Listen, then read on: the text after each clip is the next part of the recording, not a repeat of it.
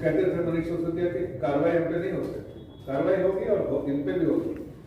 Process को हम ऐसा, जैसे मैंने कहा कि हस्तक्षेप नहीं करते हैं, इंटरफेरेंस नहीं करते हैं, लेकिन हमारी पॉलिसी बहुत क्लियर है, 0 टॉलरेंस फॉर करप्शन, इसलिए कार्रवाई होगी और पक्के निश्चित तौर से कार्रवाई। 9 साल से आप करप्शन का एलिगेशन कर रहे थे, कविता के ऊपर इंक्वायरी भी करा मगर कोई भी एक्शन नहीं ले रहा बोल के। नहीं, एक्शन ऐसा नहीं ऐसा नहीं है, कविता हो या कोई स्पेसिफिक नाम नहीं, जिसने भी करप्शन किया, मैं आपको बहुत साफ लफ्जों में कह रहा हूं, जिसने भी anybody who is involved in corruption will not be spared, be it Kavita or for that matter anybody else in the state. As in, see, once we are very hopeful and we are confident that we will get the support of the people of the state, and we will be able to defeat both the alliance of Congress and mine and BRS. We will be able to defeat, will form the government, will do every possible, take every possible initiative to unearth all the scams they have done during the last 10 years. But away from that, whatever the agencies have found out, based on that basis, action will be taken against those who are culprit versus not in. Telangana में आप momentum कैसा देखते हैं, क्योंकि पिछले कई दिनों से हम देख रहे हैं कि बीजेपी जिस प्रकार का मोमेंटम लेके आई थी 7 साल पहले या 6 महीने पहले, अभी वो नहीं दिख रहा है। और ये भी बात कही जा रही है कि केसीआर के खिलाफ सीएम का फेस कौन हो सकता है। देखिए, भारतीय जनता पार्टी किसी भी इलेक्शन को, चाहे वो कोई भी छोटा से छोटा इलेक्शन, बड़ा से बड़ा इलेक्शन, बहुत मजबूती से लड़ती है।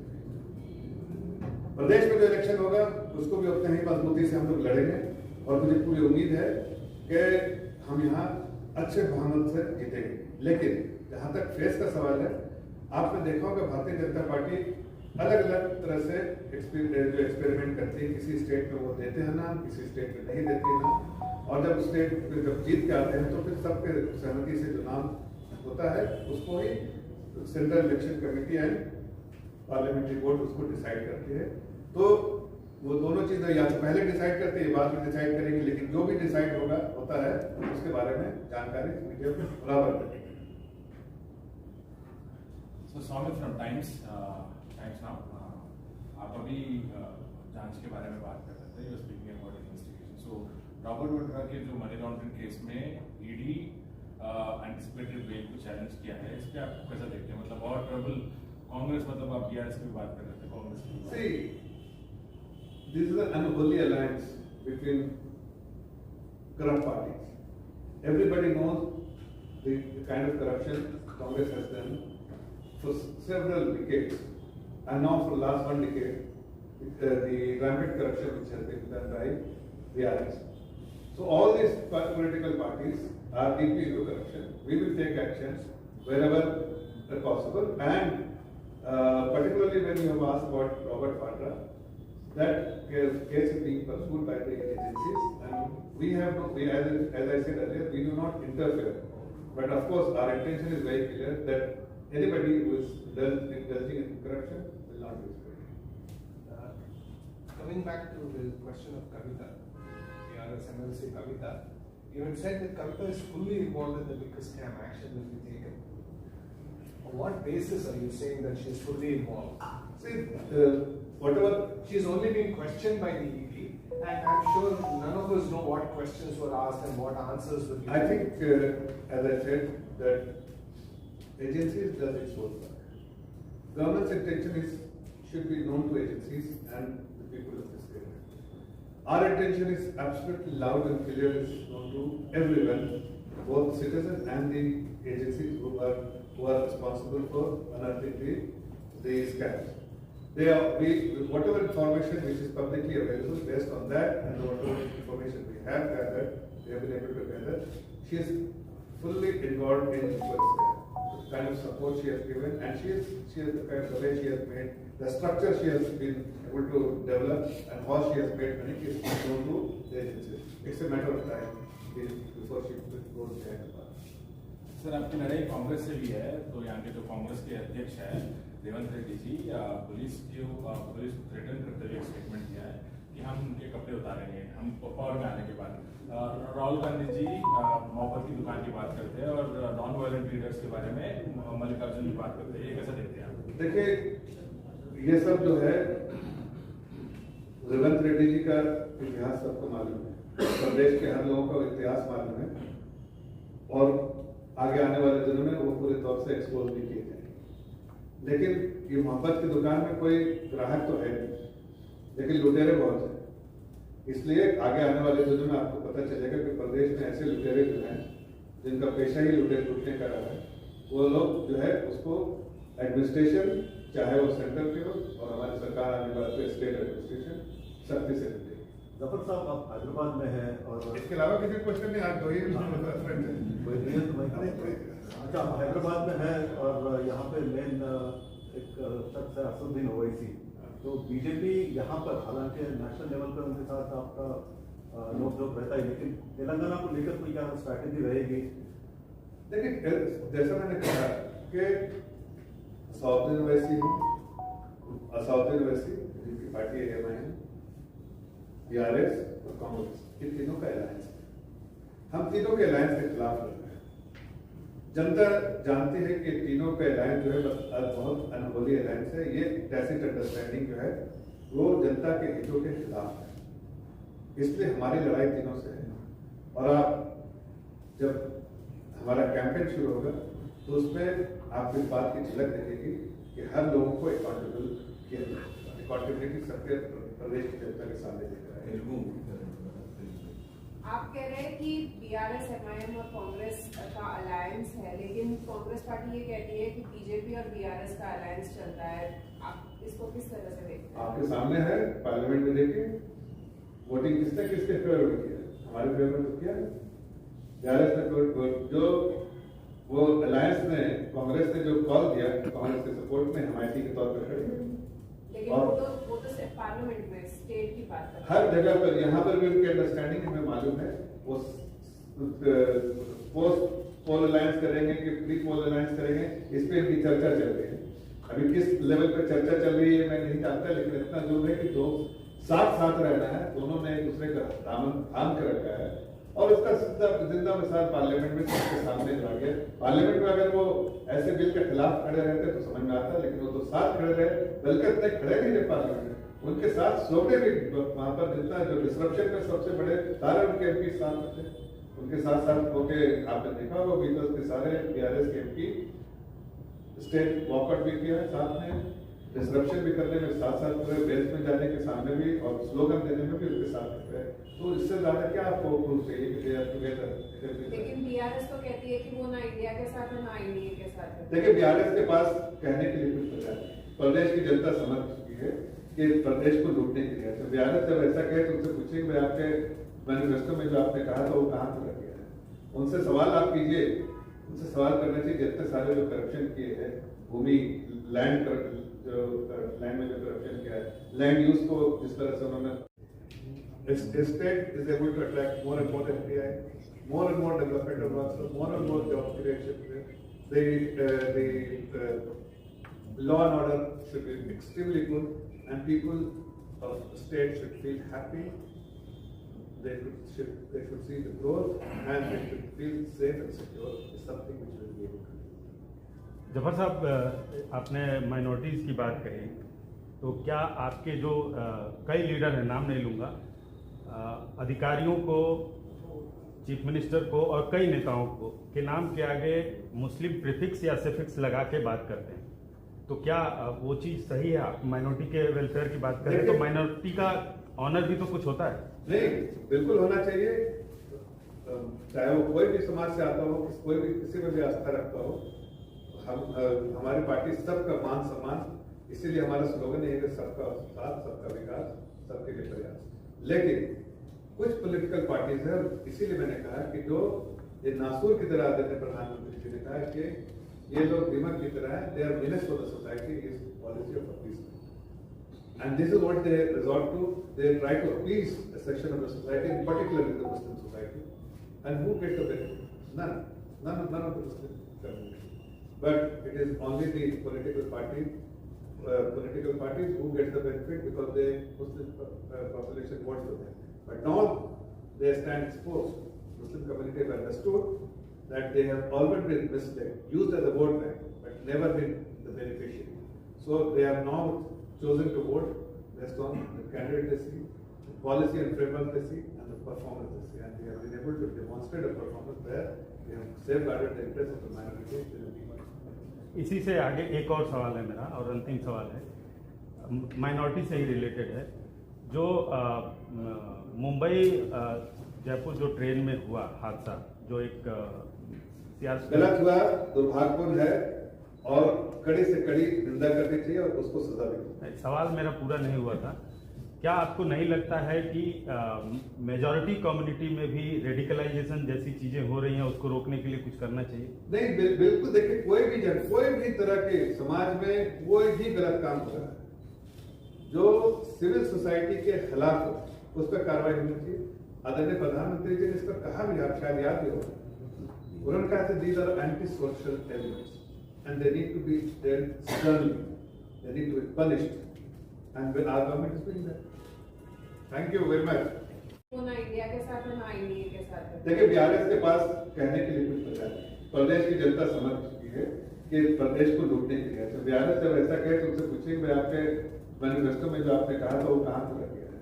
उनसे सवाल आप कीजिए, उनसे सवाल करना चाहिए जितने सारे जो करप्शन किए हैं, भूमि लैंड में जो करप्शन किया है, लैंड यूज को जिस तरह से उन्होंने परमिशन दी है, उसके बारे में भी आगे आने वाले दिनों में अब वो हमसे क्वेश्चन करते हैं, 100 क्वेश्चन, मतलब people will laugh at them कि सरकार उनकी एक क्वेश्चन हमसे कर रहे हैं। We will come out with the question and you will see that how we expose it. There's no more question, then I will thank you once again. I do have a question. If somebody else does have. Sir, आप बता रहे हैं कि BRS और Congress alliance में है, लेकिन यहाँ पर एक इंसिडेंट जहाँ पर माइनॉरिटी अपीसमेंट कॉम्पिटिशन चल रहा है बीआरएस और कांग्रेस के बीच में, एक वाकया सर सेक्रेटेरिएट के अंदर मस्जिद और मंदिर को शहीद किया गया। वो आता है इंडियन कैबिनेट मिनिस्टर जी किशन रेड्डी के कॉन्स्टिट्यूंसी क्षेत्र में, लेकिन कांग्रेस का ये कहना है कि उन्होंने कभी इस चीज़ को अपोज नहीं किया है और माइनॉरिटी को लेकर उनका कोई ऐसा, बीजेपी का कोई ऐसा परफेक्ट स्टैंड नहीं। तो आप आने वाले चुनाव में माइनॉरिटी के लिए क्या है? देखिए, हमारे यहाँ चाहे माइनॉरिटी हो या मेजॉरिटी हो, हमारे इस नजरिए से देखते हैं। हमारी सरकार सबको देश की जनता के तौर पर देखती है और जनता के हित में काम करने के लिए सारी पॉलिसी बनाती है। अब मैं इसका आप चूंकि आपने, मैं उस समाज से आता हूँ, मुस्लिम समाज से आता हूँ, मैं आपको एक एग्जाम्पल देता हूँ। आप वेलफेयर स्कीम उठा के देखिए, सरकार के वेलफेयर स्कीम जो आदरणीय प्रधानमंत्री जी ने 9 साल में जो वेलफेयर स्कीम चलाई, उसके बेनिफिशियरीज देखिए। कोई भी स्कीम ऐसा नहीं है जिसमें मिनिमम 22% जो है वो मुस्लिम समाज के लोगों को उसका बेनिफिट नहीं मिला। चाहे प्रधानमंत्री आवास योजना हो, चाहे आप जल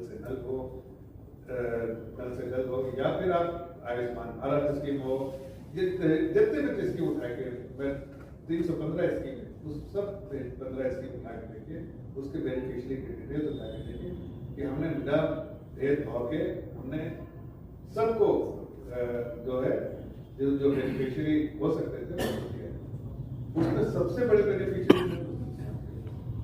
और खास मेरी जो कॉन्स्टिट्यूएंसी है जहाँ पर हम काम करते हैं, मुरादाबाद, वहाँ तो मुस्लिम आबादी पूरे देश की 12-13-14% है, लेकिन आप 22% से लेके 35% तक जो है नेशनल लेवल पे मुस्लिम समाज के लोगों को दिया है, लेकिन किसी अलग अलग स्कीम में। लेकिन आप अगर मुरादाबाद वहाँ पर किसी स्कीम में 65% है और मिनिमम जो है 30-35%। तो आप देखिए, इससे समझ में आता है कि पिछली सरकार ने इसको मुस्लिम समाज को जागीरदार के तौर पे कांग्रेस ने रखा था, बिल्कुल वोट बैंक की तरह। कभी इसके हितों में काम कोई नहीं किया, इसके हित में काम नहीं किया। हाँ, इन पे वोट बैंक की तरह एक कॉर्नर में छोड़ दिया और उसको एक्सप्लॉइट करते रहे, डरा के। आज मुस्लिम समाज समझ गया है कि बिल्कुल उसका फायदा है जब अगर एक सरकार ऐसी हो जो कि पॉलिसी मेकिंग उसकी जो हो, पॉलिसी इनिशिएटिव हो, वो जनता को देख के, ना कि किसी के पूजा पद्धति को या किसी के किस धर्म में आस्था रखते हैं उसको देख के पॉलिसी बनाए। तो हमारा देश की जनता के लिए उसका बेनिफिशियरी कोई भी हो सकता है, चाहे कोई समाज का हो। और अगर रिजल्ट देखते हैं तो मुस्लिम समाज बहुत बड़ा बेनिफिशियरी होता है। इसी विषय पर कंक्लूजन है सर, यहाँ पर बीआरएस की सरकार ने जब पावर में आई थी तो ये बताया था कि माइनॉरिटीज के लिए 12% रिजर्वेशन दिया जाएगा। इसको केंद्र सरकार ने रोक कर रखा है, ये बीआरएस का आरोप है। तो क्या आने वाले चुनाव में माइनॉरिटीज के लिए कोई ऐसी राह मिलेगी बीआरएस अभी? देखिए ये जो सोचने का तरीका है, पहली बात कि कॉन्स्टिट्यूशनली वो वैलिड ही नहीं था, वो तो मिसलीड कर रही है। कांग्रेस सालों साल तो कहते रहे कि मुझे आपको रिजर्वेशन देंगे, ये करेंगे, वो करेंगे, नहीं दे सकते। आपको आपका कॉन्स्टिट्यूशन इजाजत नहीं देता उसका, और इसलिए वो मिसलीड करने के लिए मुस्लिम समाज को बराबर इस तरह से भ्रम में रखते हैं। वही भ्रम में इन्होंने रखा, लेकिन आप मुस्लिम समाज समझने लगा। आप देखिए, छोटी सी एग्जाम्पल देते हैं, 15 अगस्त में आप सेलिब्रेशन देखिए श्रीनगर में, ना तो कोई फोन बंद था, ना तो इंटरनेट बंद था, ना तो कोई सड़क रोकी जा रही थी, ना कोई बैरिकेड था। तो मट के पूरे प्रदेश की जनता है, कौन थे? 99% मुस्लिम जनता है। पूरी जनता वहाँ आई 15 अगस्त के सेलिब्रेशन में पार्टी थे कि अब उनको समझ में आ गया कि वेलफेयर जब से 370 हटा है तो वेलफेयर के सारे स्कीम और बेनिफिट एक आम नागरिक को वहाँ पर मिलने लगे। जब मैं जाता हूँ वहाँ पर, कई बार गया वहाँ पर, एक्चुअली मैं जब हाथ उठाने के लिए बोलता हूँ, पहले तो हाथ नहीं उठता था, कोई बेनिफिट नहीं, अब सारे हाथ उठाते बोलते भाई ये बेनिफिट, वो बेनिफिट मिलते। तो लोगों को भी एहसास होता है, उनका अपना एक्सपीरियंस होता है कि अकाउंट में डायरेक्ट बेनिफिट ट्रांसफर हो जाता है। पहले तो सरकारें ऐसी थी कि 10 करोड़ ऐसे लोग पैदा हो गए थे देश में, और वो पेंशन भी खा रहे हैं, मर भी गए, जिंदा भी हैं, जो आज तक पैदा ही नहीं हुए थे। आप देखिए 3 लाख करोड़ हमने बचाया, क्यों? इसलिए कि कांग्रेस ने ऐसे 10 करोड़ लोगों को पैदा किया था जो पैदा ही नहीं हुए थे, लेकिन उनका आधार कार्ड भी बनवा दिया था, उनका बेनिफिट किसको जा रहा था? उनके राजीव गांधी जी ने जैसा सही कहा था, बेनिफिट उसके लोगों को जा रहा था। अब वो सब चीज जो है प्लग, जो लूपहोल उसको प्लग कर दिया गया है, और देश की जनता के इसमें काम हो रहा है। इसलिए मुस्लिम समाज को भी इस बात का अंदाज है कि खाली खोखले वादे से नहीं, बल्कि जो जमीनी हकीकत है उसमें जो फायदा सामने पहुंच रहा है, चाहे किसी चीज क्षेत्र में, बिना भेदभाव के, उससे उनको फायदा है, और उससे जो है कम्युनिटी का। Mr. Islam, yes, one question.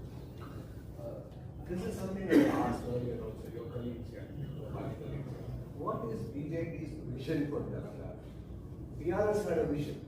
What is your party's vision? See, TRS had a vision, but they never implemented the vision. That's why I repeatedly ask you to question them about their manifesto, because all their vision gets captured in the manifesto.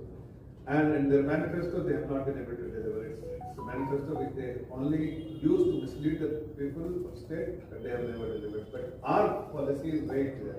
We will always work for the welfare of the society. Our governance model is very, very clear. We believe in efficiency and we believe in fairness. So with fairness and efficiency, every citizen gets a benefit. And that is what the state gets a benefit. So we will do the developmental work. We will ensure that all the pending developmental work which should have happened is implemented. We will focus on youth and create opportunities for the youth. We will also ensure that the